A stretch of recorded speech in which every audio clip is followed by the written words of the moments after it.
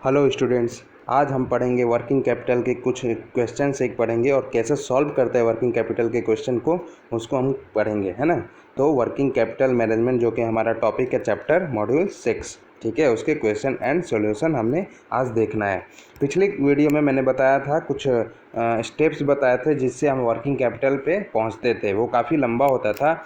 इस बार मैं इस वीडियो में मैं बताऊंगा कि एक पर्टिकुलर फॉर्मेट होता है वर्किंग कैपिटल निकालने का। उस पर्टिकुलर फॉर्मेट के थ्रू हम डायरेक्ट क्या निकाल सकते हैं, वर्किंग कैपिटल। अब इसको जानने से पहले हमें ये पता है पहले से कि क्या होता है वर्किंग कैपिटल, हम कैसे निकालते हैं। करेंट असेट्स और करेंट लायबिलिटी। जैसे ही हम करेंट असेट्स को माइनस करते हैं करेंट लायबिलिटी से, तो हमारी क्या आ जाती है, वर्किंग कैपिटल। ठीक है, तो ये हम पहले से जानते हैं कि current assets minus current liabilities अगर हम कर दें तो हमारा वर्किंग कैपिटल निकल के आ जाता है। तो आज हम उसी फॉर्मेट के बारे में बात करने वाले हैं और एक क्वेश्चन हमने कराएंगे कि वो कैसे क्वेश्चन होता है, कैसे उसकी सॉल्यूशन की जाती है। ठीक है, तो आइए देखते हैं। देखो, ये रहा फॉर्मेट। अब फॉर्मेट के अंदर क्या है, ये रहा पार्टिकुलर्स हो गए। ठीक है, ये particular statement of working capital requirement, ये हमारी स्टेटमेंट है जो कि हमारी क्या बताएगी, वर्किंग कैपिटल रिक्वायरमेंट्स। ठीक है, तो अब हमारी क्या है कि करेंट असेट्स। अब करेंट असेट्स में हमारी क्या आ जाएगी, ये रहा करेंट असेट्स में क्या आ जाएगी, स्टॉक ऑफ रॉ मटेरियल कब की, for dash dash months consumption, जितने पर्टिकुलर मंथ की हमने कंजप्शन की है उसकी हम क्या निकालेंगे, रॉ मटेरियल जितने की चाहिए। ठीक है, अब स्टॉक ऑफ रॉ मटेरियल हमने निकालना है तो पहले हमने क्या निकालना है, उस मंथ की कंजप्शन की वो निकाल लेंगे, है ना। अब सेकंड क्या करते हैं, वर्क इन प्रोसेस। अब WIP की बात करते हैं तो उसमें 3 चीज़ें आती हैं। क्या आती हैं, एक तो आता है हमारा रॉ मटेरियल्स, और दूसरा आता है डायरेक्ट लेबर, और तीसरा आता है ओवरहेड, है ना। ठीक है, अब वर्क इन प्रोग्रेस है तो उसमें रॉ मटेरियल तो आएंगे ही, और रॉ मटेरियल को प्रोसेस करने के लिए क्या चाहिए होगा, लेबर चाहिए होगा हमारे पास, है ना। और लेबर को कुछ देने के लिए हमारे खर्चे चाहिए होंगे, उसको हम क्या बोलते हैं, ओवरहेड। तो ये तीनों आएंगे हमारे। ठीक है, अब बात करते हैं स्टॉक ऑफ फिनिश गुड्स में क्या क्या आते हैं। देखो, अब फिनिश गुड्स हो गया तो हम क्या करेंगे, अब सेल करेंगे। ठीक है, तो फॉर पर्टिकुलर मंथ सेल्स, अब हम उस मंथ की सेल्स में क्या क्या इंक्लूड करेंगे। देखो, उस फिनिश गुड्स में रॉ मटेरियल तो लगी ही है ना, फिर से लेबर भी लगे हैं, तो लेबर के लिए हम क्या देते हैं, वेजेस देते हैं, है ना। और उसके बाद ओवरहेड, जितने भी खर्चे लगते हैं उसको हम देते हैं। ओके, उसके बाद नेक्स्ट हम क्या करते हैं, पेमेंट इन एडवांस। ये ध्यान रखना, हम करंट असेट्स निकाल रहे हैं अभी। ठीक है, करंट असेट्स निकाल रहे हैं, ये सारे करंट असेट्स के कंपोनेंट हैं। अब हम क्या निकालते हैं, payment in advance if any. अगर हम पेमेंट किसी को दिए हैं एडवांस में तो वो हमारी क्या है, वर्किंग कैपिटल में करंट असेट्स है। ठीक है, अगर हम कुछ भी पेमेंट दिए हों किसी को, वो हमारे इंक्लूड होगी। और उसके बाद क्या होगी, balance of cash required to meet day to day expenses. अब जितने भी आपके पास कैश बैलेंस है उसको हम इंक्लूड करेंगे। अब कैश बैलेंस है तो वो तो वर्किंग कैपिटल का ही पार्ट होगा, जैसे जिससे हम डे टू डे अपने बिजनेस के रिक्वायरमेंट को फुलफिल करते हो, है ना।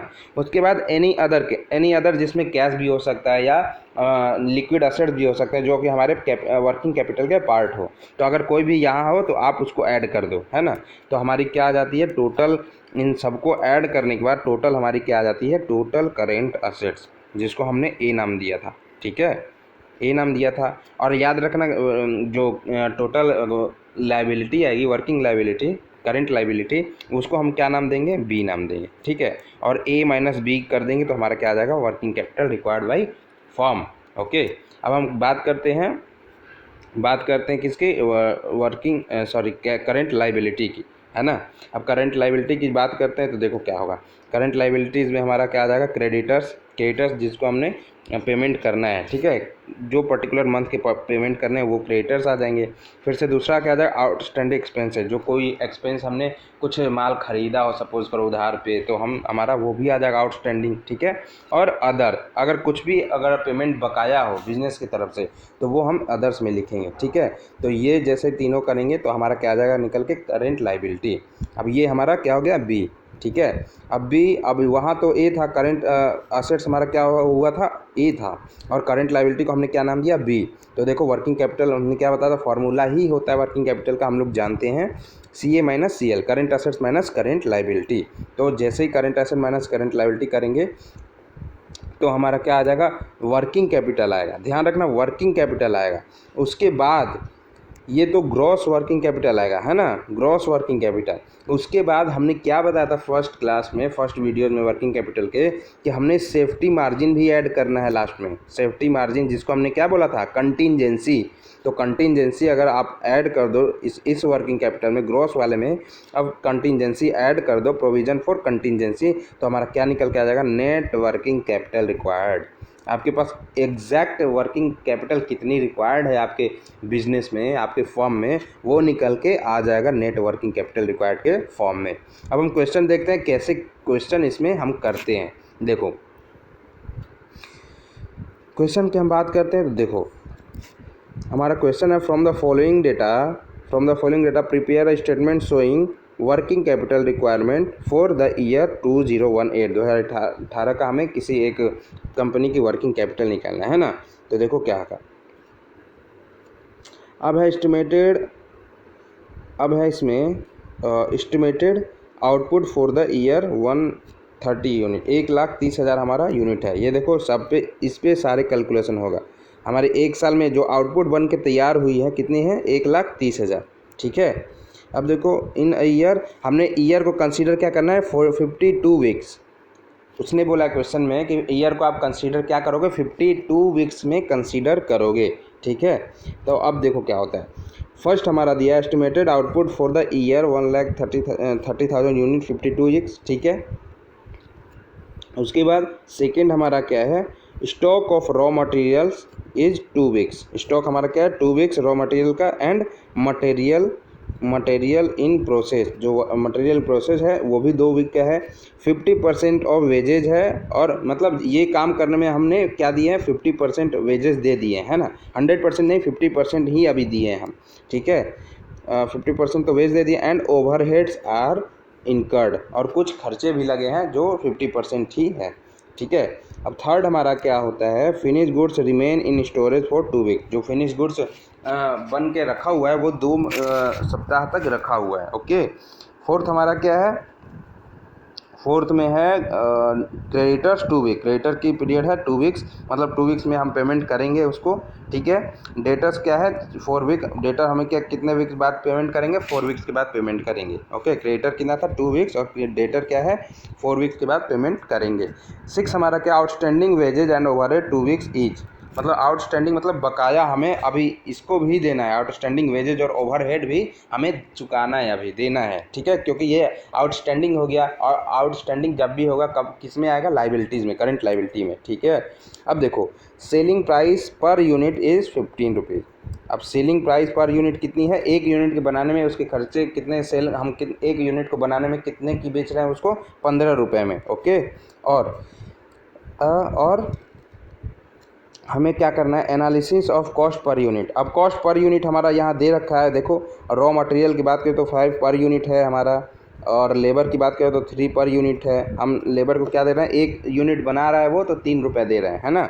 ओवरहेड की बात करें तो 2 पर यूनिट, एंड प्रॉफिट है कितना, 5 पर यूनिट। अब हमें क्या करना है, इस पर्टिकुलर इन्फॉर्मेशन से इस कंपनी की क्या है, वर्किंग कैपिटल रिक्वायरमेंट्स फाइंड करनी है, एनालिसिस करनी है। तो हम देखो कैसे करेंगे।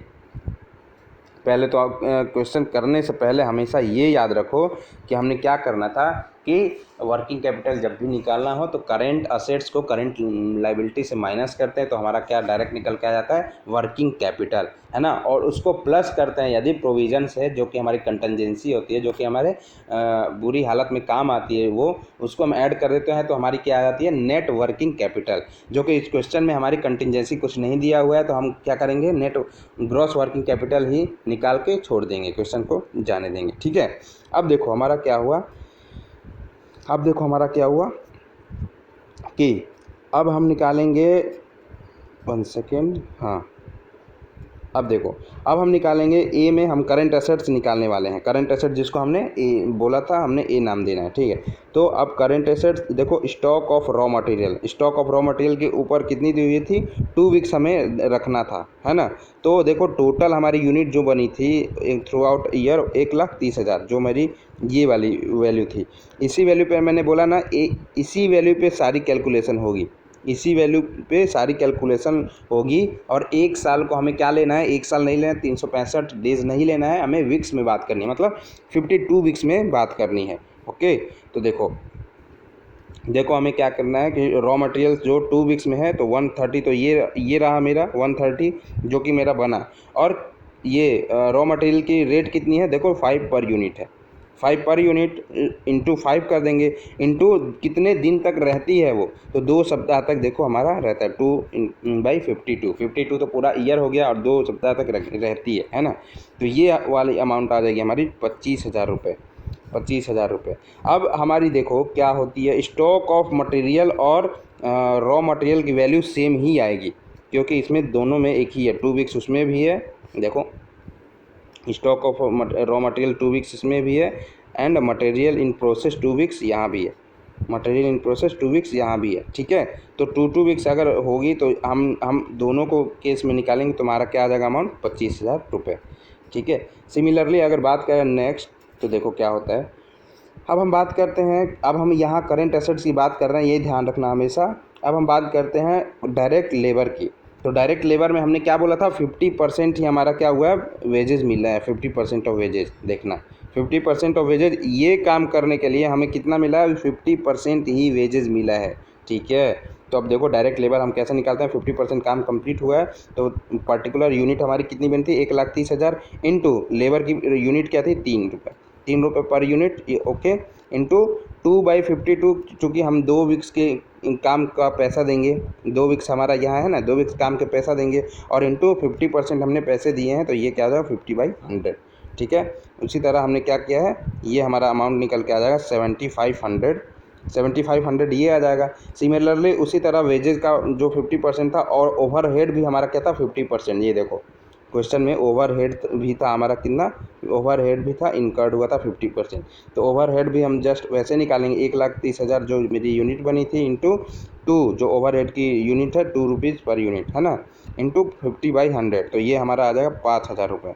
अब इनको टोटल हमने करना है, टोटल ये 25,000 और ये 7,500 और ये 5,000, तो टोटल हमारा आ जाएगा 37,500, ओके, 37,500। अब हम नेक्स्ट बात करते हैं क्या, अब ये हमारा वर्क इन प्रोसेस वाला काम हो चुका है ना, वर्क इन प्रोसेस वाला काम हो चुका। अब हमें बात करनी है स्टॉक ऑफ फिनिश गुड्स की।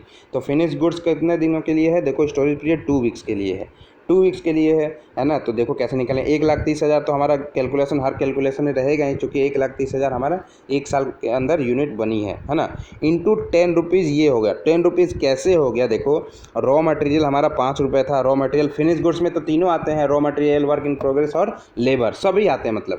तो रॉ मटेरियल तो 5 रुपये ये हुआ, और लेबर कितना हुआ, 3 ये हुआ, और ओवरहेड 2 ये हुआ, तो 5 कर देंगे, 5 + 3 + 2 मतलब 10 रुपीज़, ये 10 हो गया हमारा, है ना। तो 10 ये हो गया, तो क्या करेंगे देखो, तो स्टॉक ऑफ फिनिश गुड्स ये 130 इंटू 10 इंटू 2/52, चूँकि 2 वीक्स हमारा ये वो क्वेश्चन में दिया हुआ था, तो हम ये निकालेंगे, तो हमारा अमाउंट कितना निकल गया जाएगा, 50,000, ठीक है। सिमिलरली अगर बात करें डेटर एट कॉस्ट, डेटर की हम बात करें, तो डेटर हमारे पास कितने दिन में हमें पैसा देगा, 4 साल में, सॉरी 4 वीक्स में, है ना। और डेटर हमारा क्या होता है, करंट असेट्स होता है, इसलिए हम इसको करंट असेट्स में कंसीडर करेंगे। तो 4 वीक्स में वो हमारे पैसे देगा। तो 1,00,000 डेटर को हम जब पैसा देंगे, तो फिनिश डेटर को हम जैसे सामान बेचेंगे, तो वो तो फिनिश गुड्स ही होगा, तो जाहिर सी बात है कि ये 10 रुपीज़ पर यूनिट ही लगेंगे, है ना। तो ये समझने वाली बात है कि 1,30,000 ये रहा जो हमने बनाई है यूनिट, इंटू 10 इंटू 4/52, चूँकि 4 वीक्स हमारे पास गिवन है, तो इसकी अमाउंट कितनी निकल के आने वाली है, 1 लाख, है ना। अब इतना हमारा क्या दिया था, डेटर एट कॉस्ट ये हो गया। तो ये हमारा पूरा क्वेश्चन के अंदर करंट असेट्स की ये वैल्यू थी, दी हुई थी हमारे पास। तो 25,000 ये रहा, 37,500 ये रहा, 50,000 ये रहा एंड 1 लाख ये रहा। टोटल आप ऐड करोगे तो टोटल करेंट असेट्स आपके पास आ जाएगा, टोटल करेंट असेट्स आपके पास 212,500। ये देखो जो हमारा टोटल करेंट असेट्स है। सिमिलरली वैसे ही हम क्या निकालेंगे, टोटल करेंट लायबिलिटीज़। तो करंट लायबिलिटीज़ में हमारा क्या क्या आ जाएगा, आपको पता है, मैंने पिछले वीडियोज़ में भी बता दिया था कि लायबिलिटीज़ क्या क्या होता है, करंट लायबिलिटीज़। तो क्रेडिटर देखो, क्रेडिटर को हम 2 वीक में क्या देंगे, पैसे देने वाले हैं। तो 2 वीक क्या है, तो 130,000, ठीक है। अब क्रेडिटर से देखो हम रॉ मटेरियल ही तो लेंगे। जब सपोज़ करो बिज़नेस में हमें चलाना है, किसी चीज़ का बिज़नेस है, तो हमें सपोज़ करो कि कपड़े का बिज़नेस है, तो क्रेडिटर से हम क्या लेंगे, कपड़े थोड़े लेंगे, कपड़े के अलावा क्या लेंगे, जैसे रुई ले लेंगे, कॉटन ले लेंगे, उसी से हम कपड़े बनाएंगे, है ना। तो वो हमारी रॉ मटेरियल ही तो हुई, है ना। और रॉ मटेरियल की हमारी यूनिट क्या दी हुई है, 5 पर यूनिट। तो 5 पर यूनिट दी हुई है। तो क्रेडिटर देखो 130,000 तो हमने बेचा, इंटू 5 इंटू कितनी वीक्स हैं, 2/52। तो इसकी अमाउंट कितनी आ जाएगी हमारी, 25,000 रुपीज़। सिमिलरली वैसे करेंगे आउटस्टैंडिंग वेजेज। अब हमारे पास यहाँ पे आउटस्टैंडिंग भी कुछ था, देखो आउटस्टैंडिंग वेजेज ओवर ए 2 वीक्स ईच, 2 वीक्स की आउटस्टैंडिंग भी थी। तो आउटस्टैंडिंग थी तो हम क्या करेंगे, देखो हाँ, आउटस्टैंडिंग वेजेज यहाँ देखो 1,30,000 ये रहा, इनटू आउटस्टैंडिंग कितना था, वेजेज हमारे लेबर कितने थे, लेबर 3 रुपये पर यूनिट। तो 3 हम लेबर को वेजेज देते हैं चूँकि, तो लेबर हमारा 3 यूनिट पर यूनिट था, इंटू 2/52। 2/2 इसलिए क्योंकि हमने 2 वीक के लिए रखा था। तो ये हम करेंगे, इसकी कैलकुलेशन ये निकल के आएगा 50,000, ठीक है। उसके बाद हम क्या करेंगे, आउटस्टैंडिंग ओवरहेड की मैंने बात की थी, यहाँ क्वेश्चन में दिया हुआ है, वेजेस तो था ही और ओवरहेड भी था 2 वीक के लिए। तो ओवरहेड कितनी था, ओवरहेड देखो 2 रुपये पर यूनिट के हिसाब से था। तो 1,30,000 इंटू 2/52। तो ये हमारा क्या निकल के आ जाएगा, 10,000 रुपये आउटस्टैंडिंग वेजेज अभी हमने देना है, ठीक है। तो इसको जब जो ये हमारी क्या हो गई, करंट लायबिलिटीज़ हो गई टोटल। तो 25,000 और 10,000, 35,000 और 10, 45, 5, 50, टोटल करंट लायबिलिटी क्या आ गया हमारा, 50,000 जो है टोटल करंट लायबिलिटी है ना। अब हमें क्या करना है, ए हमारे पास निकल के आ गया है, बी निकल के आ गया है। तो हमने क्या करना है, वर्किंग कैपिटल निकाल लेना है डायरेक्ट फार्मूला से अपने, जो कि current assets minus current liabilities होती है ना। तो देखो टोटल करंट लायबिलिटीज़ हमारा निकल के आ चुका था, जो कि 50,000 रुपीज़ थी। अब हम क्या करेंगे, वर्किंग कैपिटल निकाल देंगे। Working capital equal to A minus B. तो ए हमारा कितना था, देखो ए तो ये था 212,500 और बी क्या थी 162,500। अब इसको जैसे ही ये बी थी 50,000, तो 212,500 को माइनस करोगे 50,000 से, तो हमारा वर्किंग कैपिटल क्या निकल के आ जाएगा, 162,500, जो कि हमारी वर्किंग कैपिटल होने वाली है। ये वर्किंग कैपिटल हमारी ग्रॉस वर्किंग कैपिटल है।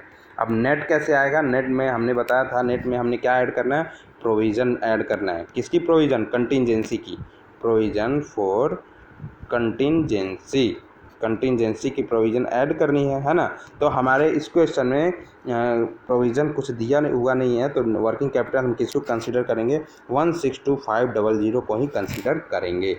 तो ये रहा हमारा वर्किंग कैपिटल, कैसे हम निकालते हैं वो हमारा फॉर्मेट ये रहा, और इससे हम डायरेक्ट वर्किंग कैपिटल पे ही पहुंच जाते हैं, ठीक है। तो ये रहा हमारा फॉर्मेट वर्किंग कैपिटल का। आई होप कि आपको ये वाला फॉर्मेट ज़्यादा अच्छे तरीके से समझ में आया होगा, है ना। ठीक है, तब से आप अगर समझ में ना आए तो वीडियो को दोबारा एक बार फिर से देखो, ये एकदम इजी मेथड है वर्किंग कैपिटल निकालने का, है ना। अगली वीडियो में हम पढ़ने वाले हैं रिसीवेबल मैनेजमेंट होता क्या है, कैसे कैलकुलेट करते हैं, वो हम अगली वीडियो में निकालना सीखेंगे। तब से bye bye, good day, thank you.